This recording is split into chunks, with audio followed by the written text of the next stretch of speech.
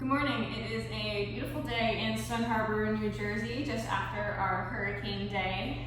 Dr. Marina Mangano here at the beautiful Isle of Wellness. I was able to sneak in a little bit of a quick practice today in between patients. And this is going to be my personal practice today. So as I will be kind of leading and guiding what I'm doing, I may just find the need to stay in a position longer or hold my breath longer, and maybe even discuss a little bit of the mentality that I'm experiencing while in the poses. This is not a beginner's class, so follow along, make modifications. This is specifically for that imbalanced feeling in your hips and your back. So I was running today, and down here when you're running on the beach, there's always a little bit of that slant. I just feel like my pelvis is rotated and hiked. So then if you're running like this for the amount of miles that I do, it's just you're adding a lot of uneven forces to your body, and if you have a chiropractor to get realigned, that's excellent. I can't fix myself through chiropractic, so my practice is yoga. We're looking to re-identify that symmetry between the hip flexors, the spine, back bending, and then that full incorporated torso breath today. So thank you for joining me. This is my personal practice to heal my own body and mind, and I hope it offers you the same relief. So immediately I'm sitting down looking for just that baseline to understand what I'm working with today. Rotating the neck side to side, feeling super stiff in the back of the neck, uneven in one direction, as if this entire line of tissue fascia in my body is just hitched somewhere. It feels compressed and not able to flow freely. But then when I bend this way, this side is tensile, the tensile tissue is perfect, and it's sliding and flossing correctly. So I know we may have a little bit of soft tissue release going on today, maybe a little even diaphragmatic personal tissue release. So that's where we're actually going to start. So after you go through your own evaluation to figure out how you're feeling today, sitting on the knees if it's comfortable, resting on the tops of your feet, taking the hands and pushing one on top of the other, just to add a little bit of tissue resistance. And I'm pressing on different areas of my stomach, my diaphragm, to get an idea of maybe it's some tenderness, just this really rigid feeling. All through this line, this vertical line right here, there's just a whole block, something that does not want to bend or stretch, and it's kind of asking me to leave it alone. But this is the point of a yoga practice. So now that I've identified the area of the issue, I'm going to start using the tops of my fingers, not the fingertip, just the pad of the fingers to press in, and then starting to add a little bit of friction, cross friction. So up and down, side to side, rotating the whole torso into that area. So I'm pinning the tissue down, and then with the movement of yoga, it looks like I'm dancing. We're adding the fascial release and torsion release underneath the trigger point. Good, so that's already starting to loosen up. Kind of makes me feel like I want to throw up a little bit, but anytime you get into visceral work with the organs, that is either an emotional response or just a neurological response of, hey, this is weird. Good, now that we've compressed and we've moved and massaged, now we're going to decompress. So wherever you are working, take your hands away from that area, pull the tissue away, open through the back, and breathe into that range. Good, still mobilizing, still moving, just working the fascia, rotating above it, but stabilizing and blocking below it, and switching sides. Ooh, this side does not want to rotate, and that's coming more from my back than my abdomen, so we'll be working through that, but this is all starting to release a little bit. If you're familiar with a massaging, a rolling style of practice in the belly, I'm going to add a little bit of that, so it'll just look like a little bit of a belly dance. And then side to side.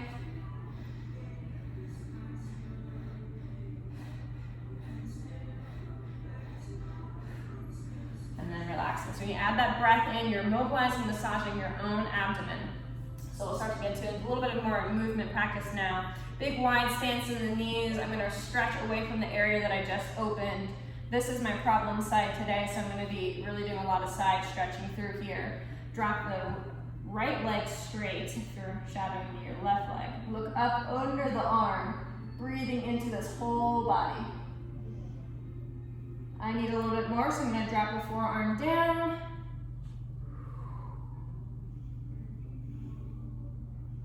Good. Now that the forearm is there, balance and kick the leg up into the air. So as soon as we open something and stretch it, then we want to stabilize it and maintain that new range of motion. Toes are flexed towards the front. Breath in, arm overhead. Stay in that plank. Exhale, fall. Inhale, plank, both sides. Exhale, fall. Inhale, plank. Rotate the chest a little bit open so you're not collapsing and curling towards your left hip.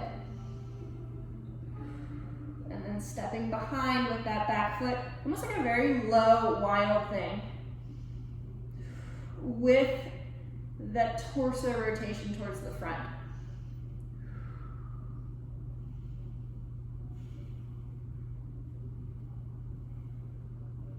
Adding torsion of the upper arm, palm is now internally rotated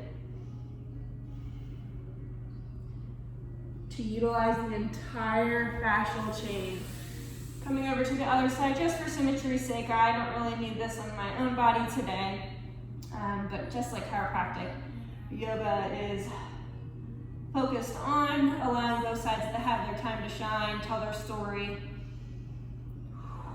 If you've ever taken my class, I don't like to stay in poses very long without adjusting or adding some type of fluid contraction of muscles. It's a more efficient practice, more bang for your buck in the time that you have. Good. So I'm feeling very kind of weak in this hip on the other side. Hard to extend through here, so I'm going to bend and shorten my lever. Bring that hip around and just make a shorter lever instead of the long straight leg that I know I'm not utilizing correctly. So modifying on the practice whenever you need to. I'm going to come down to the forearm, rotating the chest open as far as possible. With this bend, my leg's feeling easier to come out. Inhale, arm overhead. Exhale, straight up. Inhale, where we are here, Exhale, drop the arm and the leg touch the ground. Inhale, back to that plank. Pushing into the grounded forearm, tall back of the neck. Exhale, touch above and below. Inhale, push up. Good. Modified wild thing, really deep wild thing. Just trying to open up the front hip flexor. But I have really good activation through my right shoulder blade, so I'm not feeling nervous. Not as flexible on the side. Adding that internal rotation of the top shoulder. Maybe even behind the back a little bit. Good. Slowly swoop around to the front. Find yourself in child's pose. Knees go wide, toes touch together. Swaying side to side to feel where we're at in this posture. Rotating, right arm goes forward, left arm comes behind the low back. I'm gonna walk my hands over to the left, relax the neck down. If you're feeling, I'm feeling too much tension, so I know I'm holding something behind my shoulder blade, so I'm gonna relax the neck to focus on the stretch in my back. No clenching through the jaw.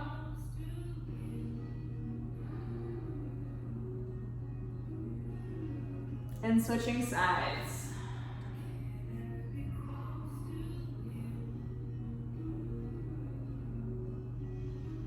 Stay there for a few breaths on that side. I'm going to talk a little bit about what's going through my mind.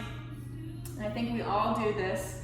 When there's a different story between your left and your right, we have this sensation of pain and discomfort that tells us something's wrong, or we did something to our body, as if pain is a punishment.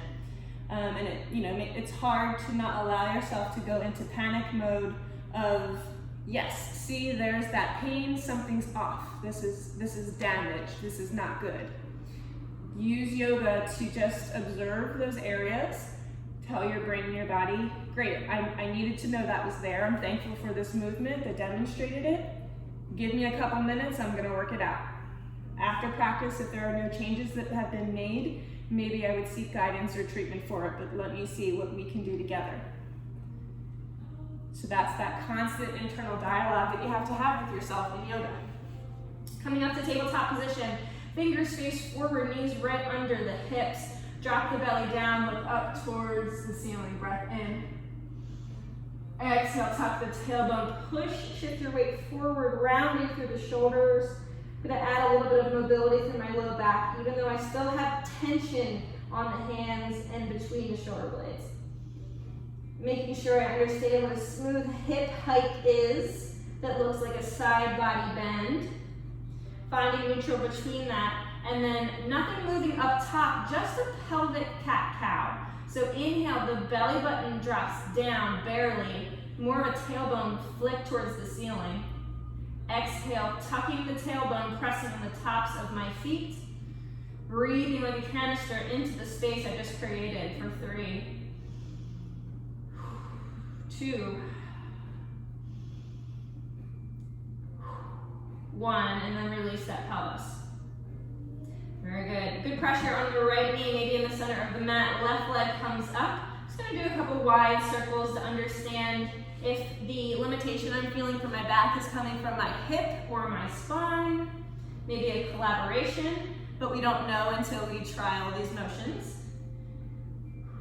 So hip is feeling pretty good. This side may be tight, but I think it's tight to hold on for the other side that's having hypermobility. Good, so I'm gonna loosen up the hip flexors on this side before I try to even out the other side without a fighting chance. So kicking behind, grabbing a bind with the right hand to the left foot, kicking into that hand, tall back of the neck. Extension feels really good to me today. So I know this is not a sagittal plane issue. Just a few fluid, almost like a mountain climber kicks. Good, and then a few round rotations. So I'm kind of burning out the stabilizing muscles of my right hip actually. Switch sides. Pushing from the right knee to lift the left leg, hip circles. Good. Stay up in a fire hydrant position for 5, 4, 3, 2. I know we're burning out, that's the point. Keep the knee high, flex the toes, and micro extensions of left hip external rotation. All that is driving from my right foot and my right knee. Good, straighten that left leg out. Drop the hips back for that inner thigh stretch on the left. As I've been running, I feel my right knee kind of collapsing inward. My right heel has been falling off the inside of my shoes. So I know something's up. And if that rotation chain on the right side of my body is being pulled to the left, which is both of those movements, then I need to make sure on the left, the inner part of my left leg, my adductors, my groin, is not too tight that it's pulling that system over. To make sure, another area we can do that is drop the left forearm down, open the right arm. Big circles with that right upper arm.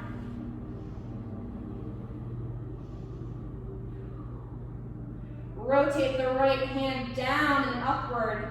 Thumb pressing towards the ceiling. Good pressure through the left big toe and inner arch. Deep belly breath. Leave the leg activated, but walk the hands over to the right as far as you can. Find that sweet spot in the middle, wherever you need that stretch.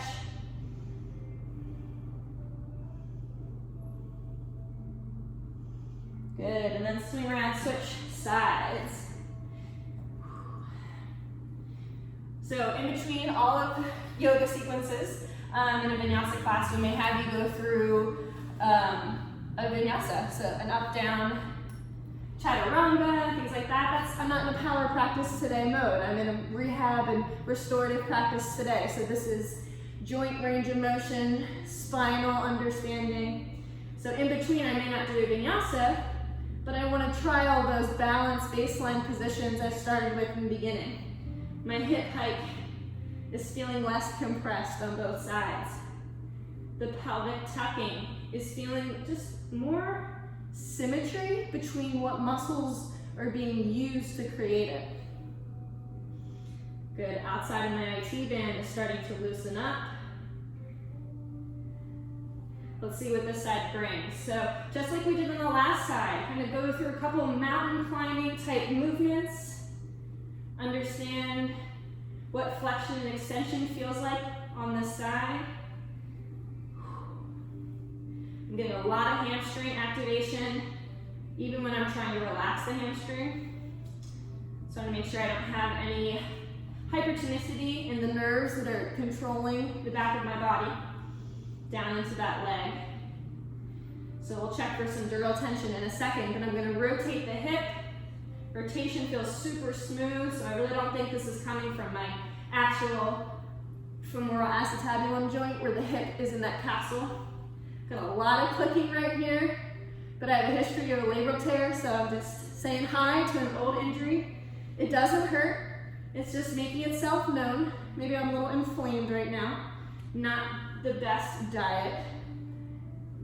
So I can work on my physical practice and my mental practice right now, and then make a point to clean up that internal inflammation. Good. Coming out to that fire hydrant posture, lifting the knee as high as you can, flex the toes. Perfect. Fatiguing out now the left glute to propel and stabilize our right hip. I think I need a little bit more sagittal plane work, so I'm going to bend the knee up, flex the toes, point the toes, and check to see if my belly collapses in as I create one of those motions. Suck the knee an inch closer to your core, neutralizing the hips. Make sure the right glute's not higher than the left glute.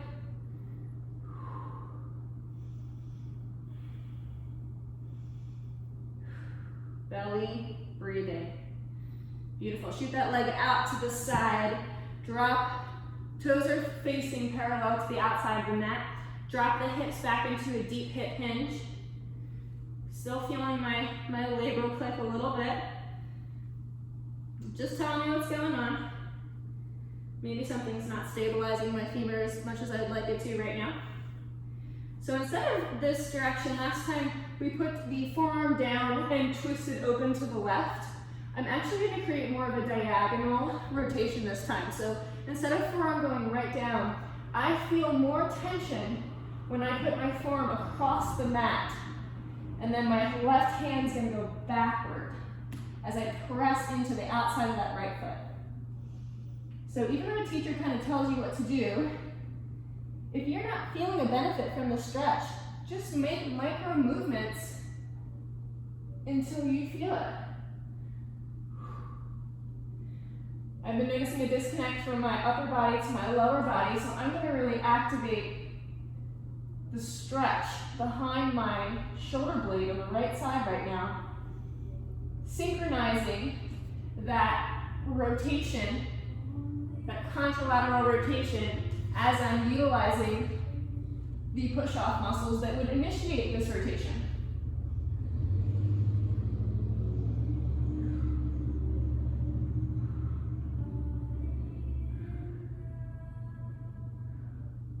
Good. I'm going to pivot the toes a little bit and then just sink back away from the straight arm, really opening up the right lat. The serratus anterior. Probably the lower trap. Turning the thumb up because I'm getting a little bit of burning through my rib cage. And then I'm going to straighten the elbow to make sure there's no pinching created. Pulling that straight back. and then soothing those muscles that I really just put a lot of tension on. Flexing the toes now, making sure that hip is being safely pulled back into the hip capsule.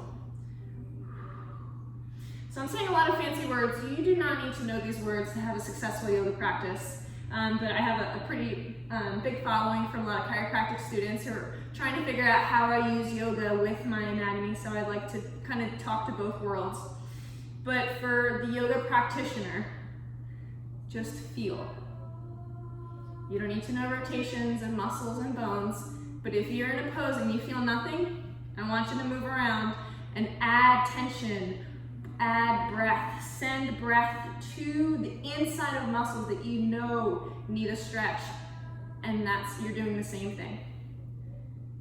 That's where you'll get the benefit from the posture. Beautiful. Coming back to the mat if you're still with me here. Woo, that was so much work on that whole right side of the body. I need a little bit of just gentle symmetry rotation to kind of bring that tension back towards my spine so it can distribute those uneven forces.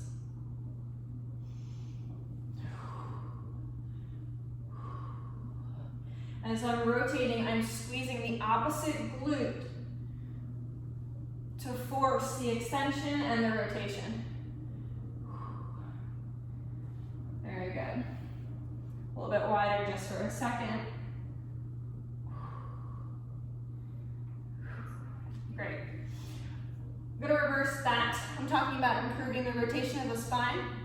I also now want to mobilize the rib cage that I just opened up a little bit too much.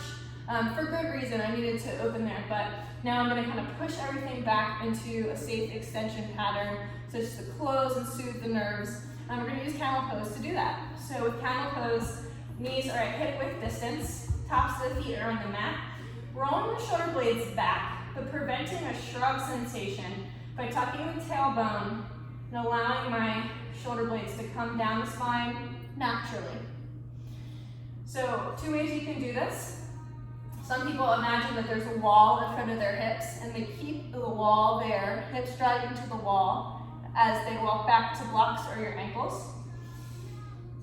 This is where I'm having hypermobility right now, so I don't want to hinge and freeze everything below that just to bend and compress this one spot. So I'm going to keep myself in a safe plank until whatever imbalance is trained and is optimized and not do that anymore. So in that safe plank, everything is going to safely bend back, getting a lot of good quad activation. I feel very symmetric for the first time all day in my quad activation. My hip flexor, my glutes are pretty relaxed actually. Coming back a little bit lower. So we can strengthen right before or right after we find flexibility. This is stabilizing my body, which allows the brain to release you into your greatest flexibility, your greatest length in tissue. So I'm just about fatigued out where I'm going to start shaking and collapsing here. So that's when I'm going to proud chest, start to bend above the area I'm having an issue with and fall all the way back into camel pose. Nothing hurts, so I'm going to push the hips back forward, reminding the sternum and that area of the tissue of my abdomen be released to stay buoyant and full.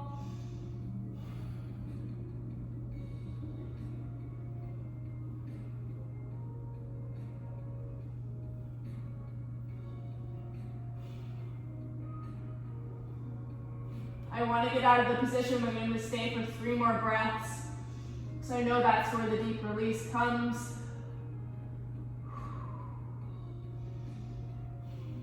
There it is.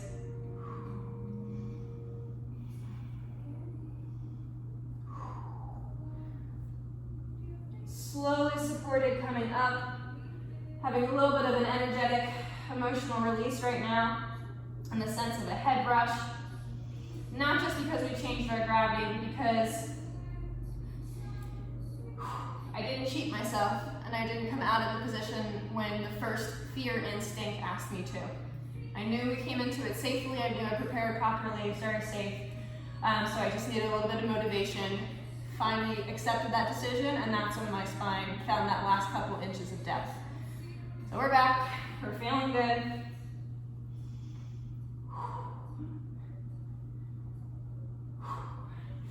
Hands come down, tuck the toes underneath, downward facing dog. So not all practices need to be up and down, chaturangas, to find intentional, restorative, rehabilitative movement. Pedaling through the dog, popping the hips side to side. The cat-cow and the pelvis we worked on earlier. Lock the hands and the rib cage. See if you can find a little bit of pelvic tilt. Really hard in this posture. But because it's difficult, it's actually adding overpressure to the SI capsules, which is what I need right now on that one side. Really good. Coming into a DNS pose, it's called bear pose. Knees are wide, hip hinge is deep, strong hands, a little bit of externally rotated arms to create space in the posterior rib cage. Tractioning the feet away from each other a little bit just to get my right glute in the proper position to be used for breath. And because of my hip injury, I just want to add a little bit of femoral internal rotation to really feel true glute activation and abdominal pressure in the right lower quadrant.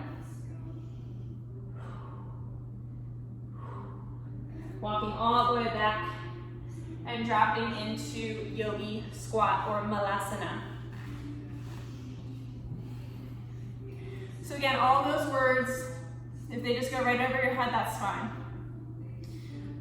The rules, there really are no rules, but when you're working with someone who's really anatomically trained, in a posture, if I'm asking you to feel activation and there's nothing there, play with little turns of the hands, turns of the feet, turns of the knees in a safe range until you feel, you're like, whoa, when something wakes up and you feel a muscle you haven't used in a long time, it's your brain has a new connection to it. It can utilize it a lot safer. And it doesn't forget that then, because you've just integrated it into a new movement pattern.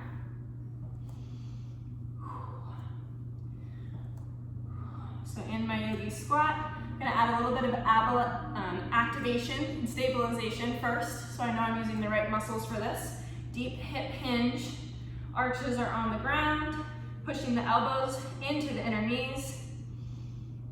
I'm gonna add a little bit more plantar flexion in the ankles to really give myself and my hips a nice mobilizing compression.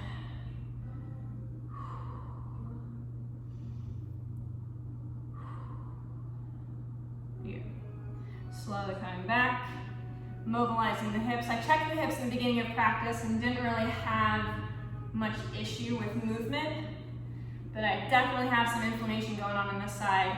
So I'm just gonna gently coax it to not be afraid to hit a part of the capsule that has a little scar tissue on it. Knee is bending with the ankle, and then when you get burnt out and you have too much pressure in either of those joints, come right back to Malasana.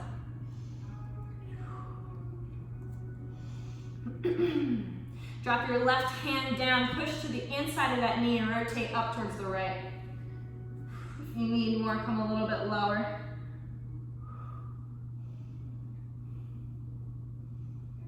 Breathing into that side body.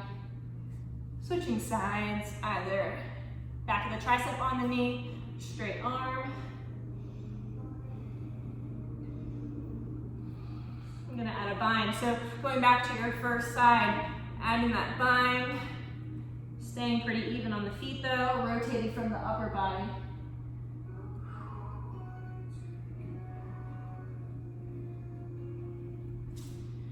Last time, switching sides.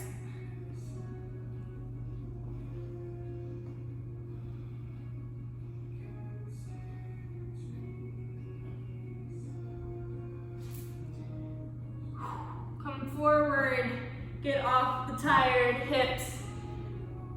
Woo. And just shake into a wide-legged forward fold, so heel toe out. I'm gonna wrap it up here before my next patient. Just about at that level that I'm uncomfortable with the amount of sweating that I've done, but not too much. That'll ruin my next patient's visit. When you come to an active doctor, you kind of take that own precaution with an understanding that they're gonna move any chance they get. Good. So not exactly Skandasana, but I do feel the need to open up that opposite hip. If you like Skandasana, you can come into more of a straight leg with the pointed opposite foot or pointing it down. I'm gonna flex mine and move mine a little bit more forward so I can actually relax on the inner heel. Playing with whatever range of fascial release that you need the most work in. And switching sides. In a fast-paced class, you don't often have time to make these necessary micro attunements. And those classes are wonderful. That's what got me into yoga, and that's the kind of practice I actually like to go to when I'm feeling really good and I want to work out. But there are reasons for a variety of techniques. So when you need a little something different, look into a class that gives you more mindfulness about the anatomy or the mentality that you're dealing with at this time, and just gives you the time you need to heal within the sequence, within the practice.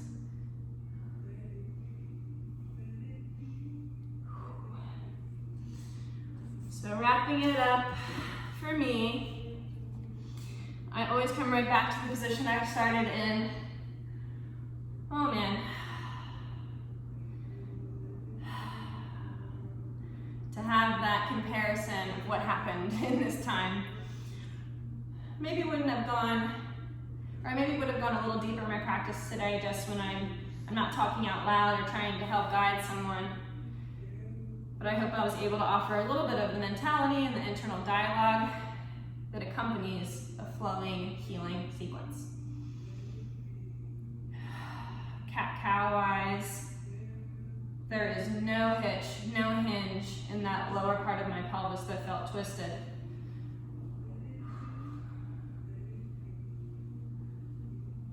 Still a little bit too much QL activation on my right side, but I'll continue to work on that throughout the day. And less is more. You don't need to be 100% perfect at the end of a class. Give the muscles time to revascularize, cement the new motor units and motor patterns you've created.